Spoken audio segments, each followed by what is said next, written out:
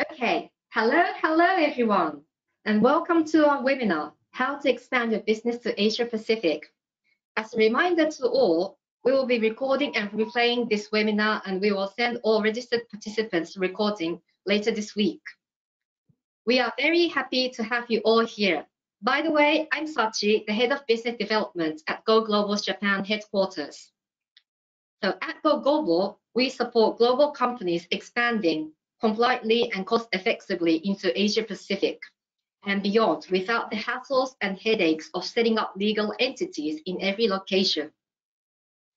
So the purpose of this webinar is to give you a glimpse of the different challenges you may face when expanding your business to the Asia Pacific region and be able to offer you some tips to handle these challenges. So now more than ever, business find themselves in an unfamiliar territory where, on one hand, they are trying to expand, grow, and generate revenue. On the other hand, the current geographical restrictions made it even harder to manage global expansions from your desk or nowadays from your sofa. So we address the Asian region as one, but it's clear that every country has its culture, customs, rules and regulations, and the stories we'll share here are all unique. Yet there are many common characteristics when approaching Asia as a whole. So this will not be a monologue nor a presentation of a single idea, rather a group of brilliant professionals that will share the experience with us. So a few notes before we continue. We would love this to be very interactive. So please share your ideas with us and let us respond to them. We would love to answer any questions you might have to any of our panelists. So please use the chat button to send us your questions. Our panelists come from different industries playing different roles. If you didn't get information needed from us, please feel free to write us an email about it. We will do our best to answer any questions you might have.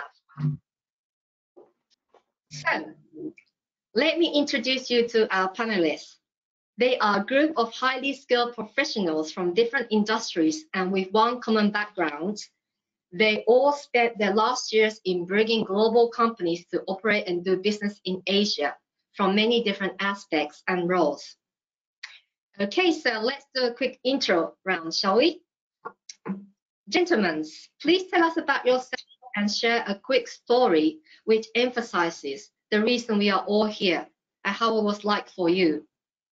So let's start from Raymond, please.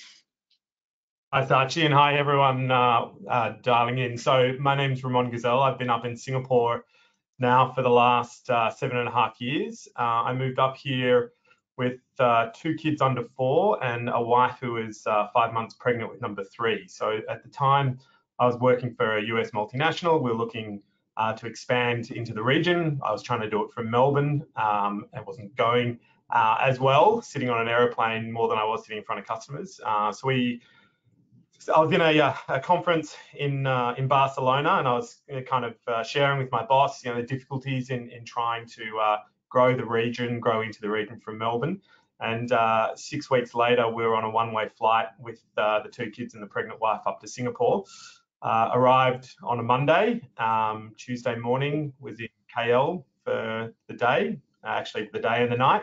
Flew back Wednesday night. Thursday was my daughter's birthday. Friday off to Bangkok for the day, and Saturday was my birthday. And that was my introduction to life, growing a business and expanding inside of Asia.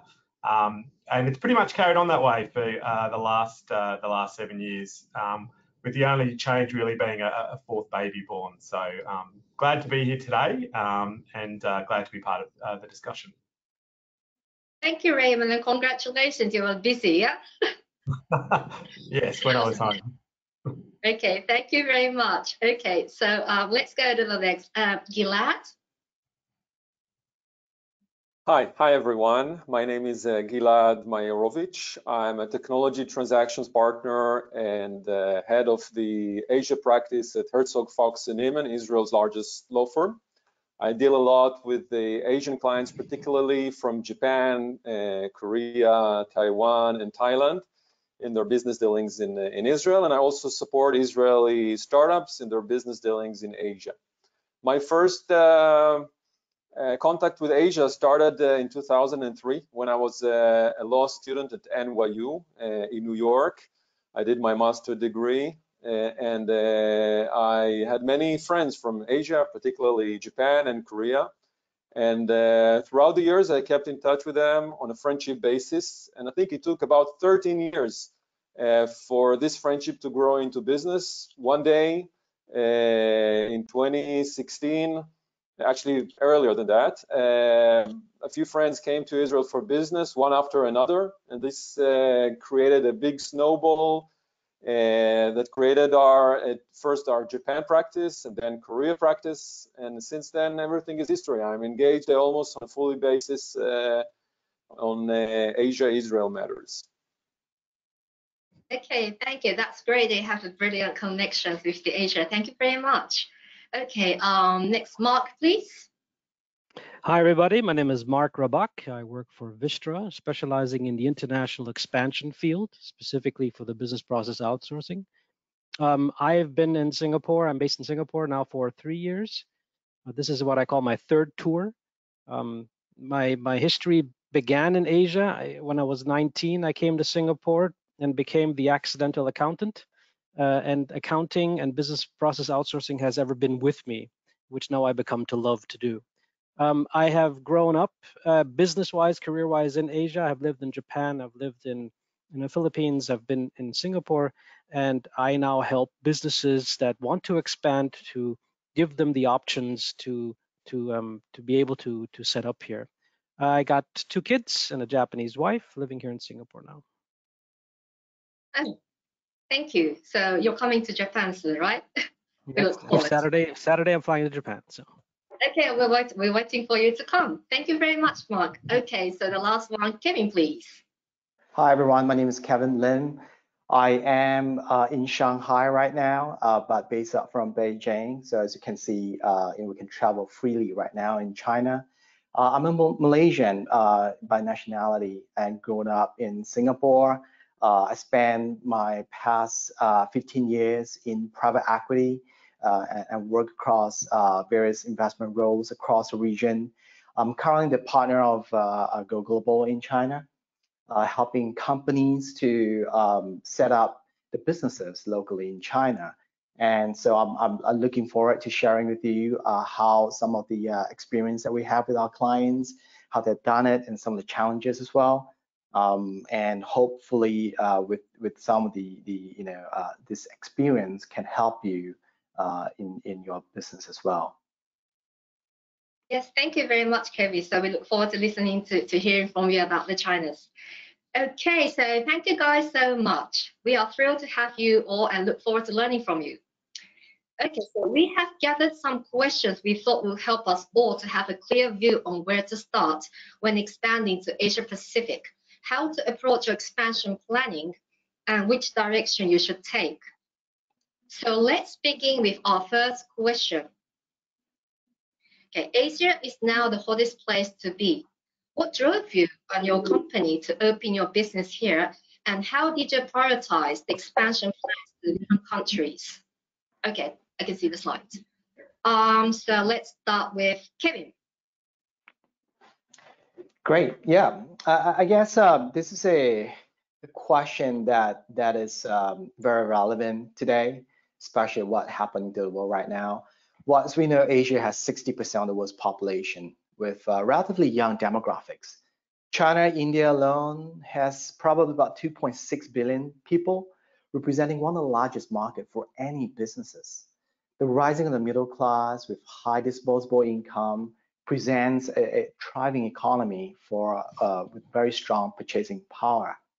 And not to mention mobile phone penetration, adoption of e-commerce, and all that that's happening in Asia that actually attracts a lot of those business startups, even a lot of the companies trying to look for market share would want to be here in Asia.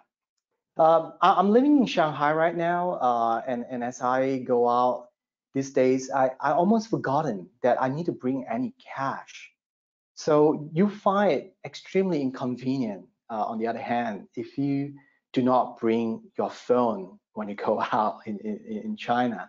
So you do everything basically with your phone. On the other hand, you find that Asia, it's richly diverse. There are 48 countries, and we speak more than 2,300 languages. For an hour flight, you get up from a country, you land in a place that speaks utterly incomprehensible language.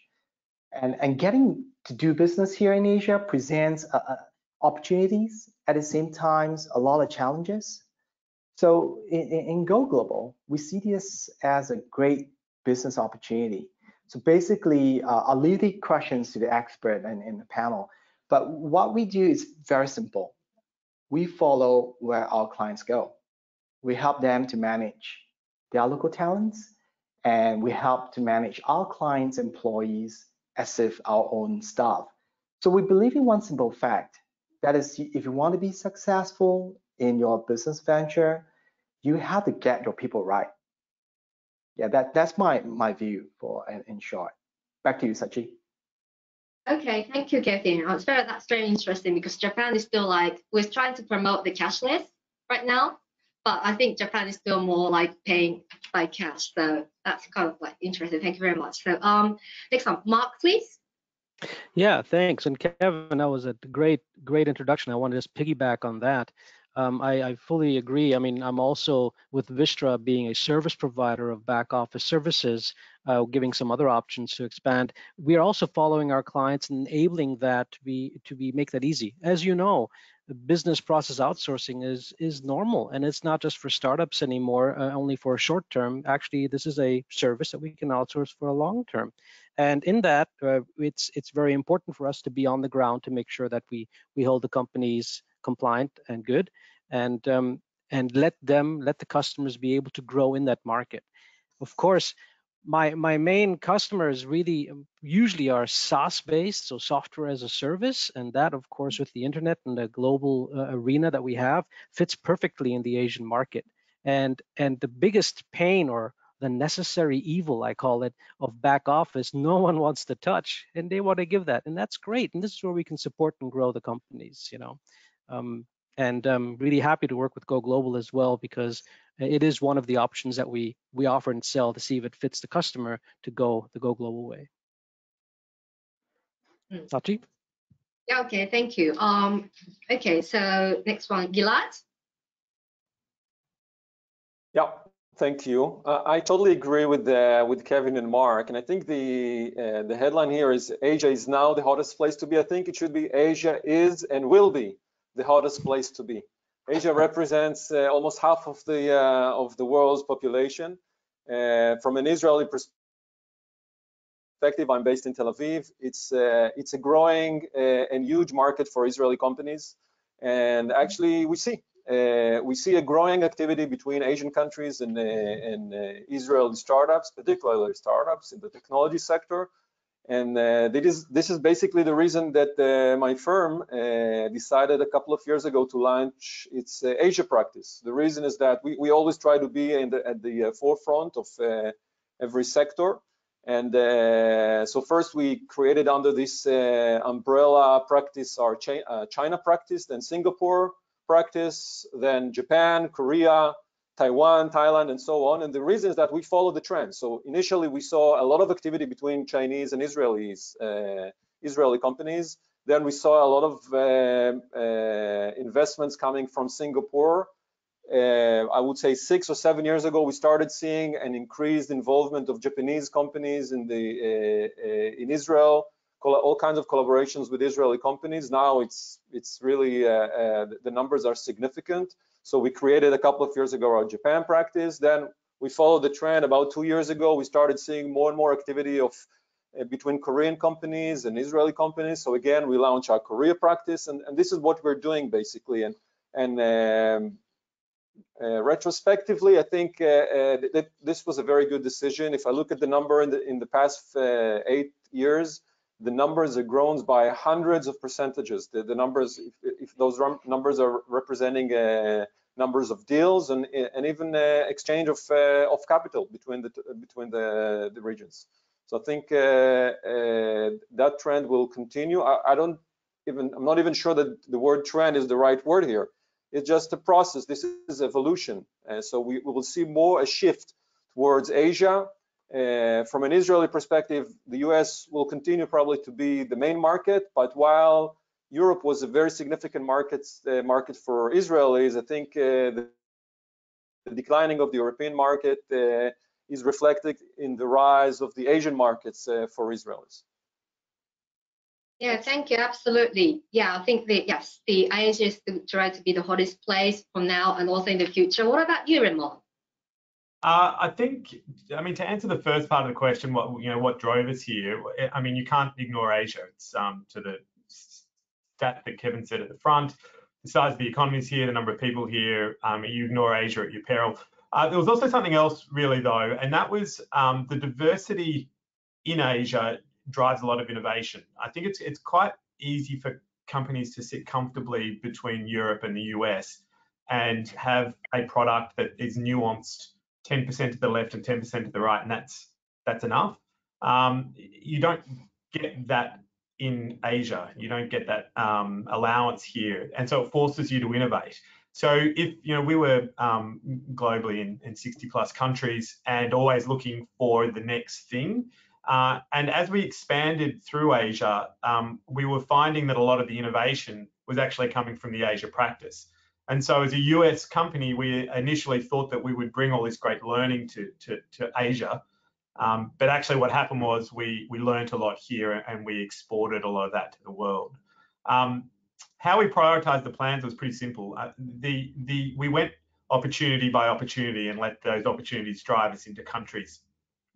From where I sit now, I see a lot of companies essentially donate money to markets that they have no customers in. They go there thinking, I have to be in China, I have to be in India, I have to be in this place or that, without really having been brought there by an opportunity or a customer plan. So we were very much customer driven. We had a distribution practice. If a brand saw that they were having resonance in Taiwan, then we set up an office in Taiwan. And we developed outreach around that. If we had a customer who liked our service stack in Malaysia, we established a presence in Malaysia. It wasn't anything more scientific than we followed the money in that respect. Okay, thank you. That's very insightful, Remon. Okay, so that will follow to our next questions. I would like to start there. What are some of the industries that are thriving in the region despite the COVID-19? Probably like one or two industries. GILAD? So I think what happened is that we see a shift towards digital transformation of many processes given the situation, and we see new industries, not actually new, but industry that are actually being strengthened by this situation. So I think first and most, everything related to artificial intelligence. I think the last year has shown us that computerized capabilities are going to surge in the next few years. Everything related to big data and data analytics, how to absorb enormous volume of information and data, how to analyze it in order to operate in a crisis mode. This is something that will develop in the next few years. Then we see the issue of what we call the Industry 4.0, digitalization of industrial processes, use of robotics, use of remote means to monitor industrial activity. The issue of e-learning. Schools and universities around the world are closed, might be closed in the next few months. And unfortunately, the infrastructure for e-learning is still relatively poor around the world in most cases. And so I think we'll see more activity around that. Okay. Also, the issue of online gaming and entertainment. People have more time and they are consuming entertainment, so we see a surge in those areas. And I think also the issue of cybersecurity, because everything is now based on internet lines and for consumers, but also for enterprises. And we'll see more and more attacks on infrastructures, and cybersecurity will continue to be a very big topic in the next few years. Yeah, From absolutely. So just to add to that, I mean, from a technology standpoint, I think, Glad, what you're outlining there is that anything that it takes friction out of the transaction it's come to the fore right now. And people are expecting things to be exactly as they want it. You know, this drive online, it should work the way I want it to work. Interestingly, in the offline environment, people seem to be going much more to the community. And so there seems to be this rejection of global brands for a preference of local and corner shop and supporting. So it's this really interesting thing where as people go online, they're expecting things to be hyper personalized by global brands. And as they leave the house, they're engaging in the local community to support and strengthen that up. It's been a real, very interesting look at kind of that what they're calling globalization, but actually it's very much about a return to community and return to self. Yeah, agree. What about you guys, like Kevin, Mark? Kevin? Yeah, I think I join in from the human factor side of things. I see it a lot when I thought about this question. I was really focusing on the human factor. I think the work from home aspect, of course, now is a hit, and not only is it a hit, but it's actually now proving the corporations that yes, we can be as productive, if not more productive, with working from home, which was, I think, the old guard in the corporations have always challenged it or didn't want to accept it. They wanted to have the people in the office and want to control them more because they didn't think they would do the work in a real work-life balance scenario where you actually say, I have 24 hours in a day, and in that 24 hours, I can do my own balance of when I work and when I don't work, right?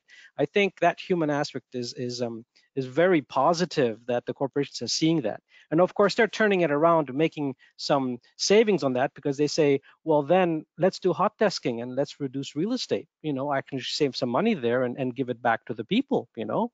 So that's one aspect. The other one, of course, is also the client relationship aspect. I think that is really here coming on where we have more virtual meetings, video conferencing that need to be supported by project management, task management, making sure that we deliver documents in an efficient manner and things like this, where then we play in with the technology side that GILAD was saying about AI and about automation and so forth, you know. So I think it's all there to make life better and is a new way of working and a new way of being in the community, like Ramon said as well, that fits all together. So I really like that aspect of it, Sachi. Yeah, me too. Am I the only one in office right now? Are you guys all in work from home? Since March, work from home. Yeah, it's traditional Japanese, like working from office right now. But anyway, thanks. Sorry, Kevin, please. Yeah, I concur with the gentleman here. I guess you know, this COVID has presents a new set of opportunities with it's changing the way how people work, how we commute.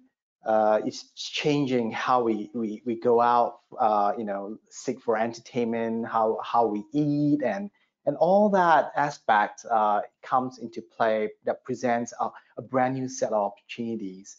I can never agree more that I think as you know, been here before COVID in China, like today I took the subway to work and I have to wait for 3 trains to go by before I can squeeze myself into the subway on line number 2 in People's Square in Shanghai.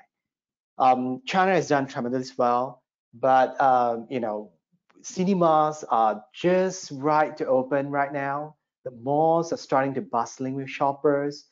But when I look back, what has changed us? I feel like, you know, I don't, when I first came to China, I don't quite believe in a lot of those like shopping on phone or like making payments, everything digitally.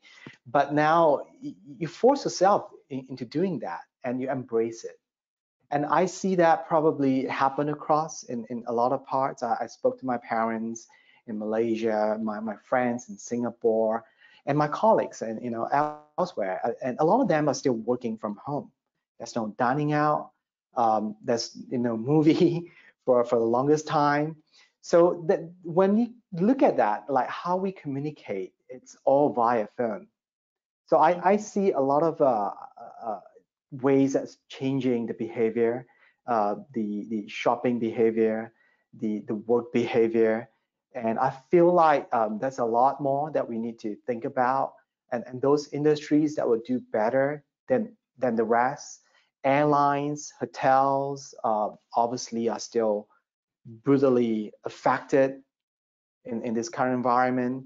And at the same time, internet and those e-commerce are doing fairly well. Yeah, that's my observation. Back to you, Sachi. Okay, thank you. That's very insightful, Kevin. Okay, so shall I go to the next question? So, okay, so number 3, over the next 5 years, what countries and industries do you expect the most growth from? And what are some of the key factors driving the growth? Would you like to start, Kevin? Sure. Yeah, speaking from HR perspective, we noticed there's an increase in inquiries for local talents. So many companies are reducing headcounts on expats, shifting more towards local hires, and obviously costs is one of the key consideration. Probably different from the past decades or so, where we see a lot of companies, typically they would sell the companies, hire a bunch of people. Just right before financial crisis, I was with an investment bank. We hire a bunch of like 30 investment professionals, and when GFC hit, everybody got let go. Only left with 2 person remain in the company. So that actually is something that for us to think about how we wanted to expand and venture into the business in the countries. And costs, obviously, one of the key consideration. More importantly, is how well we understand the market. Like we talked about Asia in the earlier, like it's so diverse, and every country has its own unique local practices, the regulations and the laws and the people, the culture, that it's so different. So I think one of the important point is really for us to take away and think about when we enter into any new market, how well we actually understand the market. And that will actually make a big difference whether the business will be successful or not. Mm-hmm. Okay, that's very interesting. What about the other countries? Raymond?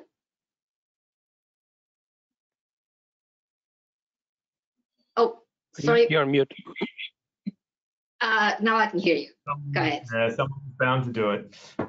So I kind of see it much more from an industry standpoint, and then the country side of things. There are certain industries that will either go through growth or go through growth back. So obviously the events industry has been decimated, but people won't stop going to events in the future just because they're not going to events now, for instance. And so I see a concentration of supply happening because not everyone is, frankly speaking, will survive the pandemic from a business standpoint. We know, the level of closures that have happened and so forth. But as the rebound happens, I think the rebound in demand is going to be stronger than the supply market. So I see that there's kind of huge opportunities driving growth or growth back in that space. And so, that kind of that growth happens in tourism, typical tourism centres. There are certain economies here that are tourism based and support services around that. So I see that kind of being a big potential area. And then back to the kind of the theme earlier around simplification, automation, orchestration. There's a lot of the last 10 years in tech has been about providing specific services that can be taken to customers. I think a lot of the next 10 years is going to be about how those specific services get orchestrated on behalf of enterprises, so that companies themselves aren't having to deal with 12, 15, 20 different suppliers. Payments is a perfect example. You might have to integrate with 7 or 8 payment gateways today if you want to order a wide suite of services. As you look to the future, you expect people that companies are going to be looking to someone to manage that complexity for them. And so you know, the kind of borderless nature of technology takes it away from the countryside and puts it much more on the industry side. But you know, they're kind of the areas that I see. I know in talking to end consumers and talking to enterprises these days, you hear it over and over again. So why do I have to deal with this? Like, why do I have to go to 7 different screens to do one thing? Why can't I just go to one place? And the companies that are solving that, to me, are going to see, you know, the big growth, and they're going to see demand drive towards them over the next, you know, definitely the next 5 years and beyond. Okay, thank you. What about you, Mark? Yeah, since I've covered a lot of customers coming in, I just was recapping of what happened in the last 12 months, and I've actually seen an up spike in health-related services that use technology to deliver it, like a virtual consultant or maybe a testing facility for certain tests that you need to do that you don't have to do at the doctor's office, but you can then send it in and then get the results back in person. I think that's one industry that I've seen a lot of requests for setting up such services, especially in Japan and in Singapore. From the country perspective, I've had a lot of requests for Singapore and Japan. And the reason behind that, for Singapore, I think, and this might be a little bit political, it's much about the Hong Kong-China situation, that they are wanting to look at another headquarter location instead of Hong Kong. That request I've seen has increased from that perspective. For Japan, it comes in waves. I have a lot of new business comes in. It comes in pockets of like 5 companies in a month, and then suddenly it's quiet down for a couple of months again, which is really interesting as well. Main industries for me continue to grow as tech and life science. Yes, I agree. Tech and life science. Yeah. For Singapore, is it for like tax perspective or maybe other reasons as well?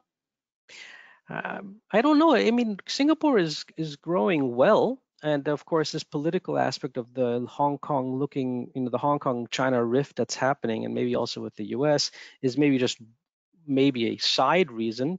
But other than that, I think, well, you know, Singapore is an English-speaking country, English-governed country for business, which makes it very attractive for any foreign company to join in to get their foothold in Asia.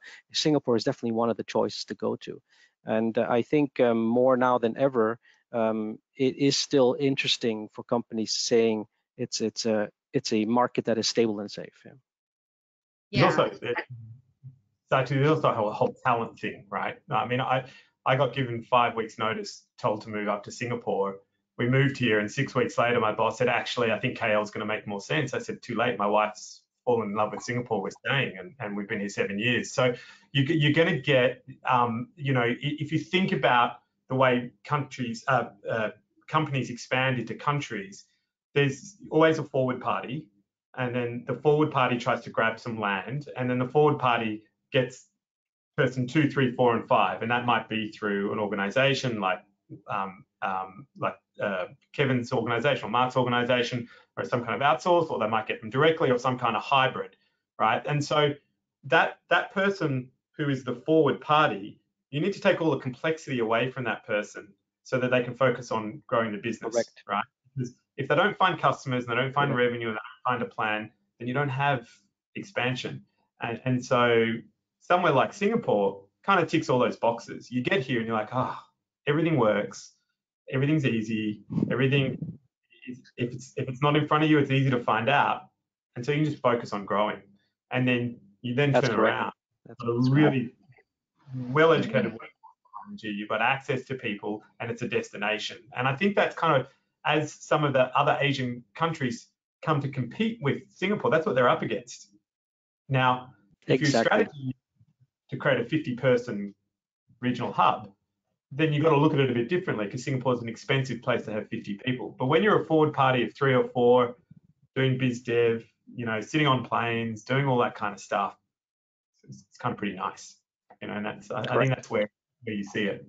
Yeah, just wanted to echo to Mark's and Ramon's point. There's been a lot of decentralization thinking behind how to run businesses, and like, you know, due to the travel ban, could it be due to like different types of the demands coming in. a lot of companies are in dilemma because even though they want to tap into the market, but due to travel ban, they're not able to travel there. And there's been a lot of inquiries sitting here in China that we're starting to get calls to say, hey, I need to set up an office in Japan. I need to send more people to Malaysia or Singapore, but how do we do that? So I guess for the next few years to come, potentially there will be more and more people or companies thinking towards that decentralization direction, having like local team, local a manager servicing the clients and all that. That could be one of the observation. Mm-hmm. Yeah, that's right. Interesting. I mean, yeah, that will follow us to the next question that I would like to go is that from your experience, what are some of the right reasons company expand internationally? Any examples of when it's not a good idea to expand? Maybe like GILAD, do you have any like ideas? Well, obviously, companies that seek to break through, to seek for growth, have to go overseas and look for new markets. The question, and I think this corresponds with the second question, is where to go, how to do it. And I think this should be considered very carefully. A company that seeks expansion internationally, particularly with Asia, into Asia, has to do a thorough market research, strategic analysis. Expanding to the US is not like expanding into Japan or China or even Singapore. If a company wishes to expand into Asia, they need to do a thorough research. They need to define their goals. They need to define their strategies, and they need to have a very clear agenda how to do it. So I think this is the main points to think of. Yeah, absolutely agree. Mark, what about you? Well, from an accounting, controlling, and tax perspective, I always, always need to push up to the front is of when are you a permanent establishment? How do you extract the profit? And how do you then set up as lightweight as possible to do the maximum amount of impact? You want to keep the profits where you actually have your invoicing a business. And most life science and tech companies are a cost plus tax model basis that you actually then keep the revenue and the headquarters already, which then makes it really simple to make sure where the profit is, which is in your home bank account. Now, if you have a tangible product that is more import-export related manufacturing in the country, then your reasons become even more that you need to set up an entity, you need to set up in-country and hire in-country, where you then have to really also not only do your analysis, like GILAD said, about how and where do I need to go in Asia, but also your tax model and your business model. How is that going to weigh it out that you can actually and also extract those profits correctly? I think that is always a very big point.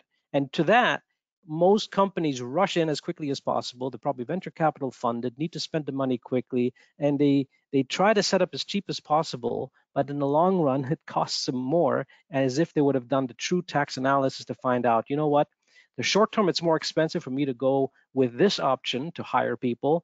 But in the long run, I can easily switch, move, and expand and grow my business in that country in the correct entity type that I need to. And that is usually overseen, and people are not controllers. They are engineers and they're creators of their product, and they really don't think of that tax aspect until it's too late. So. Yeah, that's right. Insightful. Thank you, Mark. What about you, Kevin? Maybe same? Yeah. What do you think? Yeah, I totally agree with Mark. I think this is some lessons to learn in the past. For a lot of companies, for whatever reason, they just go to a country, set up the whole team, and then they realize it's not the right market, and then they have to exit and realize that it took them like a year to 2 years to try to unwind the entire company and get the capital out from that country. So Asia, it's even though it presents a lot of opportunities, but then you need to do your research when you enter into any new market, because it could be like totally alien to some of if you are sitting out from say US, you're trying to do a business even without visiting that would be a big mistake. Yeah, absolutely agree. What about you, Raymond? Well, I mean, why do companies expand? They want to make more money. I mean, I think the way GILAD, I think GILAD or MARC laid it out, was fairly right, that they need to diversify their business. I mean, they're all the reasons why you go. You go after opportunity, you go to make more money, or you go to reduce your cost of operations, which in a shared service sense might be moving to a lower cost market. Probably the second part of the question is more pertinent one is, when's it not a good idea to expand? Well, certainly when you don't have capital. I mean, too many times you see companies see the end of the runway and think, I need to generate more profit. I'll go open another country, or I'll go do some outreach in another country. And it's not as simple as turning up. Not everyone's waiting for you to arrive and suddenly have an aha moment that your product is the best product in the world, because that's really not how selling happens. And I think some people think that they can, put a sign on an office and open a website and the money just starts flowing. So you need to have the capital to back you up. That's probably one thing. Second thing is when you don't have a proper plan in place. Like, it's okay to go with an idea and a plan on that idea, and it doesn't have to execute the same way, but you have to have thought through those things. And then to pick up on Mark's point, really, the third one is, if you don't, when's it not a good idea to expand? When you don't know how you're going to get the money back. There are jurisdictions all over the world, not just in Asia, where lots and lots of money is tied up, and you can't get it out, and it's kind of a bit pointless at that point, because you can put money in to create money, but if you can't get it out, then it's just a nice fact that you own. Right, exactly. Like, capital is important. Revenue is important, and also, of course, employees is important. So I'd like to go to the next one regarding the employees. How important is the first hire when setting up in a new country or region? Like Mark? Well, that really depends on your business and your business model. I mean, if you are a true, which my bread and butter of the day is SaaS companies, software as a service. They don't have to have really a physical presence with physical people on the ground. They use social media, they use the internet, they use all the different technologies to actually get their name and their branding out. That makes sense. But if you do, of course, made the analysis, as GILAD said, where in Asia should I be and how should I set up? And you do also your tax planning and entity planning, and you now also research the cultural aspect of the country. Is it important to have an office? Is it important to have a person that you can meet on the ground? In Japan is a perfect example, right? If you don't have enough capital in your account, you're not going to make any business with any vendors or suppliers. You can't even sign a rental agreement, because you don't have enough capital in there. Things like this, you have to take the cultural aspect and see how important it is to actually then be on the ground. And then, if that is an important factor for the success of your business, then of course, finding that right person, and that right person to be the representative of your company on the ground, not legal, I'm just saying representative of the company, that is then important. Yeah, absolutely, I agree. GILAD? I totally agree with Mark. I think if a company decides to set up operation on the ground, it's really crucial to hire a good local employee.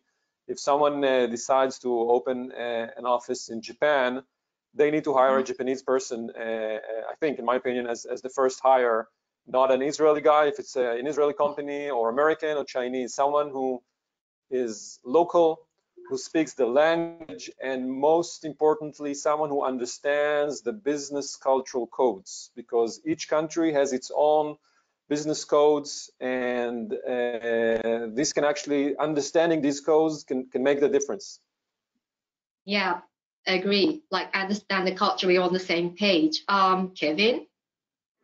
Yeah, again, we observe a lot of companies these days really looking for a local talent whenever they're setting up their new business in a new country. Local talent means not to parachute next, expat, fly in a business class and and trying to get things done in where he doesn't even speak the local language.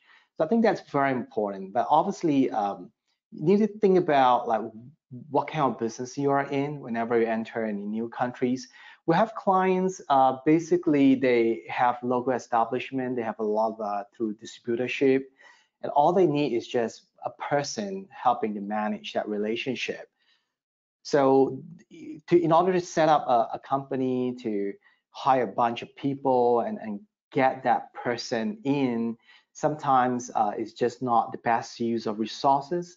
So we see a lot of outsourcing models being applied to you know, a lot of companies when they basically just wanted to quickly send someone into a new country to manage the business. Likewise, for a lot of sales role as well. Typically, a lot of the salespeople, they don't really stay in an office. They travel around, they visit clients, and you know, like not necessarily you need to have a big office. Some of the mistakes in the past people have done, they go to Korea, for example, they're trying to rent an office and they got shocked because they had to pay a rental, 2 years of rental upfront to get an office. Likewise in Japan, 10 months of deposit. So I think, yeah, there's a lot of consideration, and more so people looking for outsourcing as a way to overcome that. Cut down your costs, manage it, you know, get your first business rather than, you know, spend like tons of money trying to set up the infrastructure. Okay, I understand. What about you, Raymond? Yeah, look, the first hire is normally the second or third person. And I mean, if you're an outreach organization opening up a country, typically you'll send someone from your organization in there, and then the first thing they'll do is try and find someone. And you know, if you're smart, you're going there with a customer either in mind or secured, and then you're hiring someone either from the customer or someone who's got close network into that customer. And so getting that first person who's got those qualities pretty much keeps the lights on for the business if you're planning it out properly. So the first person becomes important from that respect, but also it should become fairly obvious from that respect too, right? Because they're usually the one that's helped you think of the plan, or you know, they're easily identifiable.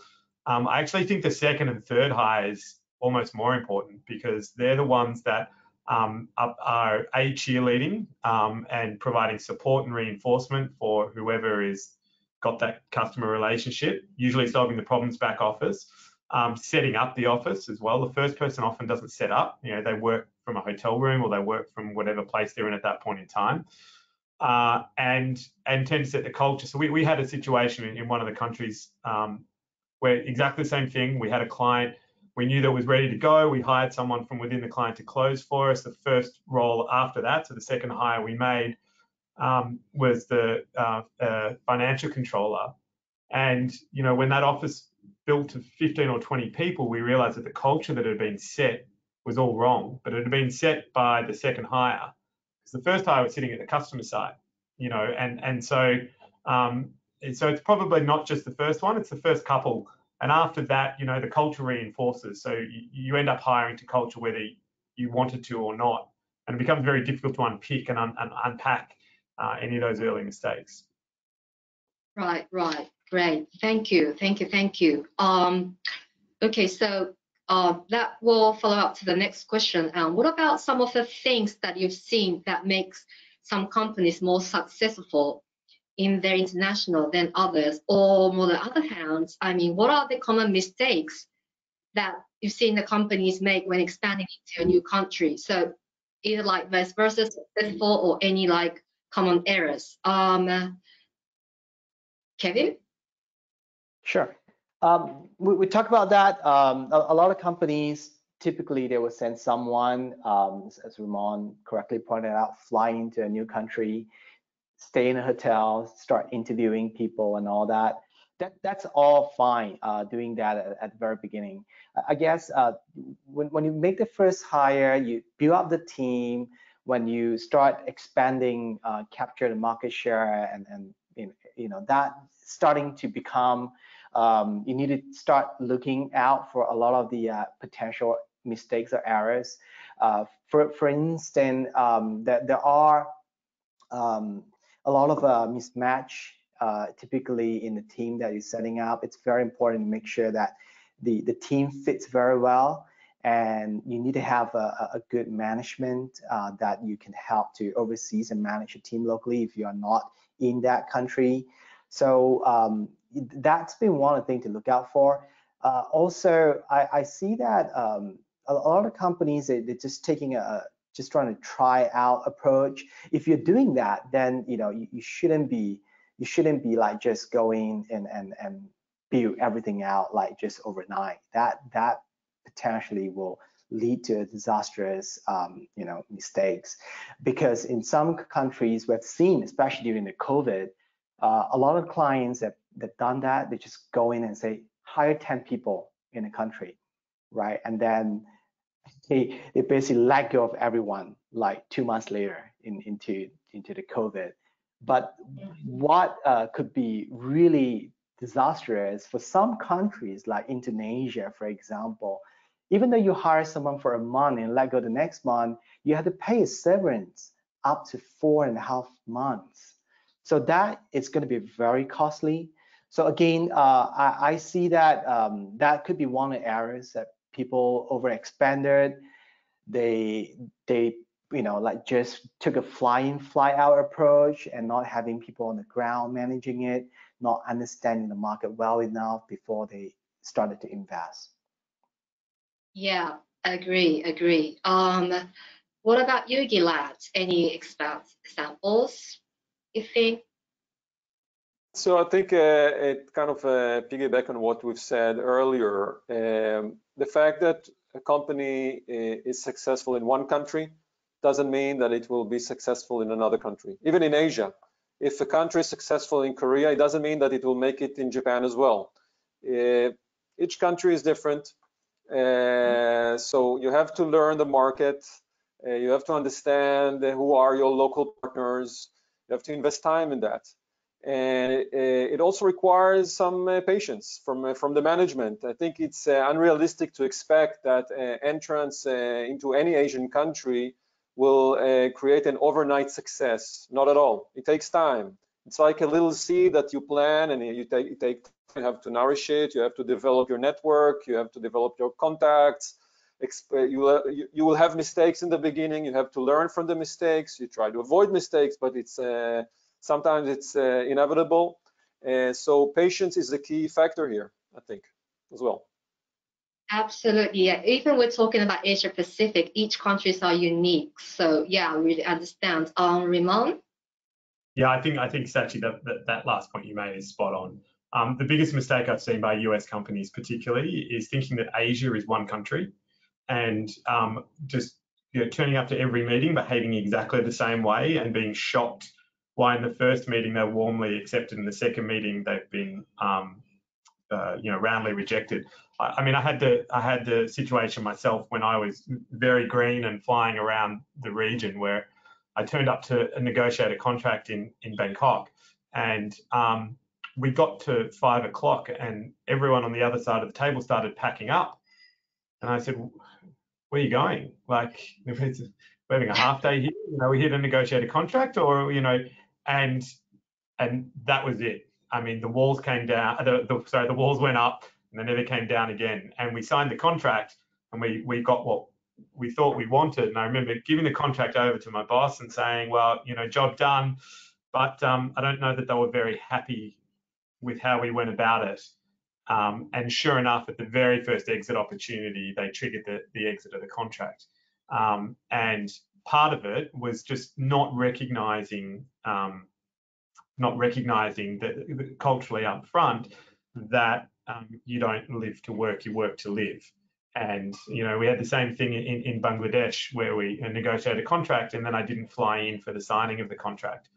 So they didn't sign it and they tore it up, and we never actually, had that business, even though we'd spent 6 months selling and negotiating and everything. So, I learned the hard way on that one. And that was kind of the last time I entered any country without having found out how I expected to behave, what to expect, cultural things. Is this somewhere that dinner starts at 9 and drinks start at 11, or are we tucked up in bed by 8:30? All of those kind of things that you have to prepare for yourself, physically, mentally, emotionally to deal with. So that's kind of, really the biggest mistake. And I think someone said patience. Absolutely. There's this idea, and I see this in Europe, Western Europe a lot. I see it in the US. 3 meetings and you've got a sale. And once I had some experience around here, I would tell my colleagues when they came in, the faster you go, the slower it takes. So you just, there is no shortcut here. We will do the business when it's time to do the business and when they tell us it's time to do the business. And until then, we're building relationships, because in a lot of the countries, that's what's important. So they're probably the 2 big mistakes that I see. And the opposite of that is, if you do it right, it's led to success. Great, thank you. That's very interesting. Thanks for sharing that. And I'm sure, Mark, you have a very brilliant examples with it. I do, but then we'll be here for another 30 minutes at least, because okay. the experiences I've made is crazy. So I'll just, and it is just another color of what Ramon said, and GILAD and Kevin. I mean, it's just exactly that. You gotta take your time, and really, I would say, invest in a partnership in the country, and use the ones that have already done it, and try to get together and share your profits, share your love with that, and get the partners in the country to help you do it. And that's where you learn. And then you can, over the time, then decide if you want to change partners or set up your own partner system, But if you invest and you research exactly how you can actually give a little bit back to the economy by partnering, then I think that makes a lot of success. Right. Thank you. I understand. Oops. So we're starting to run out of time a little bit.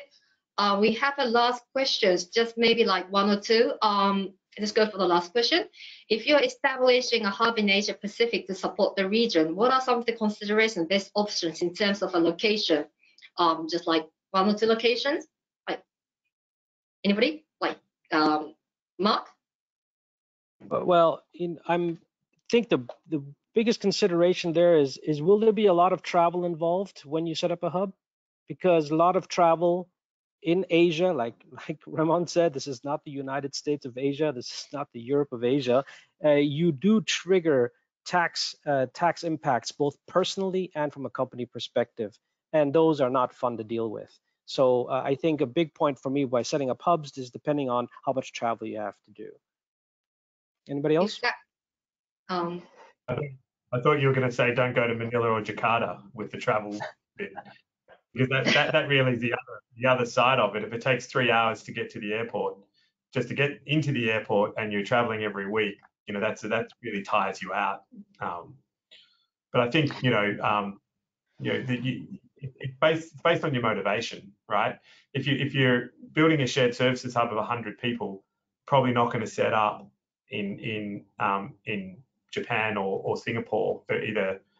Japan for language and Singapore for cost. If you're wanting to set up a tech back office, you're going to shop around to find out where you get the best government support and who's got the best talent. But if it's 5 of you flying around, then it's probably either customer driven or airport driven. Yeah, I will add to that. I agree with all of you. I think other than the cost, it's also a question of where your market is, where your clients are. If you are, so for instance, if you're a company that deals with computers or semiconductors, it makes sense to be closer to your partners, probably Taiwan. Or if it's you have a business related to robotics, it makes sense to make a hub in Japan. It doesn't have to be Tokyo, but Japan is a big market. Healthcare issues probably make sense to start with Korea. So I think again, everything is around the market research and strategic decisions. So obviously, cost is an important thing, and commute is a super important thing. But it makes sense to be closer to your customers physically. Yeah. I agree with GILAD, just on the point that where a good reason why to set up a hub. From our perspective, having a hub also benefits in terms of the tax perspective, how you run your business. For example, speaking up from China, capital control has been always the biggest concern for a lot of companies. Getting payment, receiving payments directly from any overseas companies will attract VAT, and often this VAT is not tax deductible. So for GoGlobal, we have chosen Hong Kong as our hub for all the payments to be made, simply because there's no VAT. It's relatively tax efficient compared to a lot of the countries, provided that obviously your clients can pay you into Hong Kong account directly. Right, so that's one of the reasons why a hub's been chosen. Just to add on to that, we have all the finance and operations currently stay in Malaysia, and we chose Malaysia for the reason that we have a brilliant team in Malaysia who speaks like multiple languages: Malay, obviously English, Chinese, Japanese, and that actually creates a lot of cost saving for us. And being in Asia, the benefit in Asia is that all the countries, you're talking about just an hour time difference in terms of the time zone. So it's really helpful, to have, doesn't really matter where you put your operation to be in. But again, when it comes to client facing, you need to definitely have your boots on the ground. You can't have like in my team, say in Hong Kong, flying and out trying to do business. That's probably not the best practice in some of the businesses that we have observed. Right. Thank you. And also, yeah, our GoGlobal headquarters in Tokyo, Japan. Okay, so right. Yeah, thank you. So I would love to continue, but unfortunately we're running out of time. But that's great, gentlemen. Thank you for sharing this story with us. So we are certain that our attendees have learned a lot from you and also from your experiences. And I guess we have a Q&A session, but we're running out of time and we don't have. Okay, so anyway, this session are recorded, so we will send you all the links that you can access later on, and we will reply to all the questions that you may have later by email. So thank you very much. So great. So that means we have arrived to the end of our session today, and I want to thank you all for the panelists for cooperating with us and sharing your experience with the world. Golden guys. So to anyone who will still have a questions or interested to continue and discuss some of the topics that were raised here, we would love to be there for you and brainstorming with towards successful expansions. So best of luck from all of us at GoGlobal GO, and thank you for being here with us today. Have a good day, have a good night, have a good rest of the day, and thank you all. So bye for now and talk to you soon. Okay, thank you. Thank you. Thank you. Bye-bye.